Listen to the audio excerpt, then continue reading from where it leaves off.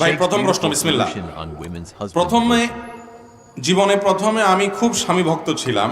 স্বামীর আচরণের সেই ভক্তি হারিয়ে গেছে।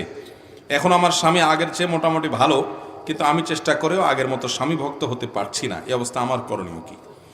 আমাদের এক বোন প্রশ্নটি পাঠিয়েছেন। হয়তো দেখুন, একজন নারী তিনি তার স্বামীর ভালোবাসা অন্তরে ধারণ করবেন, স্বামীকে শ্রদ্ধা করবেন, ভক্তি করবেন, সেবা করবেন, তার কথা বৈধ এবং যৌক্তিক নির্দেশ মেনে চলবেন।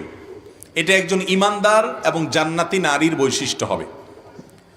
ঠিক একইভাবে একজন স্বামী, তার বৈশিষ্ট্য হবে, তিনি যদি জান্নাতি হন, তার বৈশিষ্ট্য হবে তিনি তার স্ত্রীর সাথে সুন্দর আচরণ করবেন।